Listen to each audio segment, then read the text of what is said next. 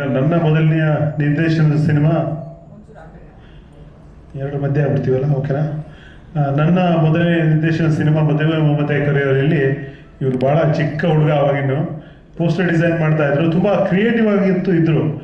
Poster design ಅಂದರೆ ಒಂದು photo, ಅದಕ್ಕೆ ಕೆಳಗಡೆ 4 ಕ್ಯಾಪ್ಷನ್ ಹಾಕಿ ಕೊಟ್ಬಿಡೋದಲ್ಲ, ಅದರಲ್ಲೊಂದು ಕಾನ್ಸೆಪ್ಟು ಕಾಣಿಸ್ಬೇಕು, ಅದರಲ್ಲೊಂದು ಕಥೆ ಹೇಳಬೇಕು, ತಾಕತ್ತಿತ್ತು ಅವರಿಗೆ.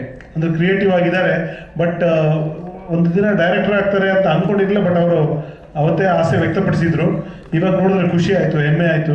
ಇವರ ವಿಜುವಲಲ್ಲಿ ನಿಜವಾಗ್ಲೂ ಒಂದು ದಮ್ ಇದೆ, ಖಂಡಿತವಾಗೂ ಒಂದು ತಾಕತ್ತು ಕಾಣಿಸ್ತಾ ಇದೆ ಅಲ್ಲಿ. ಫ್ರೇಮಿಂಗ್ ಆಗಿರ್ಬೋದು, ಲೈಟಿಂಗ್ ಆಗಿರ್ಬೋದು, ಆ ಟೋನ್ ಆಗಿರ್ಬೋದು, ಮ್ಯೂಸಿಕ್ ಬಿ ಜಿ ಎಮ್ ಆಗಿರ್ಬೋದು, ಎಲ್ಲೋ ಒಂದು ಕಡೆ ಇವಾಗ ಏನಾಗಿದೆ ಅಂದರೆ ಸಿನಿಮಾ ಒಂದು ದಿಕ್ಕಿನಲ್ಲಿ ಥಿಯೇಟ್ರಿಗೆ ಬಂದು ನೋಡಬೇಕು ಅಂದರೆ ಏನೋ ಒಂದು ಲಾರ್ಜರ್ ದನ್ ಲೈಫ್, ದೊಡ್ಡದಾಗಿರಬೇಕು. ಟಿ ವಿಯ ಒಂದು ಏನು 24 ಇಂಚು 56 ಇಂಚು ಮೀರಿ ದೊಡ್ಡ ಪರದೆಯಲ್ಲಿ ನೋಡಬೇಕಾದಾಗ ಏನೋ ಒಂದು ದೊಡ್ಡದಾಗಿದ್ದರೆ ಅದನ್ನು ಜನ ನೋಡ್ತಾರೆ ಅನ್ನೋದು, ಎಮೋಷನ್ ಎಲ್ಲ ನೋಡ್ತಾರೆ. ಬಟ್ ಒಂದು basic formula larger than life, ಏನೋ ದೊಡ್ಡದಾಗಿರಬೇಕು, ಏನೋ ಒಂದು ಬೇರೆ ಲೋಕನೇ ತೋರಿಸ್ಬೇಕು ಸಿನಿಮಾ, ಆವಾಗ ಜನ ಬರ್ತಾರೆ ಅನ್ನೋ ಮಾತಿದೆ. ಸ್ವಲ್ಪ ಸಂಕಷ್ಟದ ಸ್ಥಿತಿನೇ ಈಗ ನಮ್ಮ ಸಿನಿಮಾ ರಂಗಕ್ಕೆ.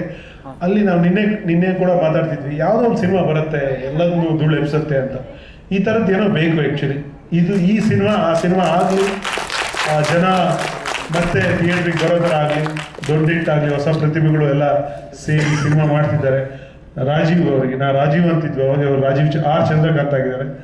ರಾಜೀವ್ ಅವರಿಗೆ ದೊಡ್ಡ ಮಟ್ಟದ ವಿಜಯ ಈ ಸಿನಿಮಾದ ಮೂಲಕ ಲಭಿಸ್ಲಿ, ದೊಡ್ಡ ನಿರ್ದೇಶಕರಾಗಲಿ, ಒಳ್ಳೆ ಹೀರೋ ಆಗಿ ಇವರು ಮುಂದುವರಿಲಿ. ಎಲ್ಲ ಕಲಾವಿದರಿಗೂ, ಮೇಡಮ್ಗೂ, ಎಲ್ರಿಗೂ ಇದರಿಂದ ದೊಡ್ಡ ಯಶಸ್ಸು ಸಿಗಲಿ ಅಂತ ಹಾರೈಸ್ತೀವಿ.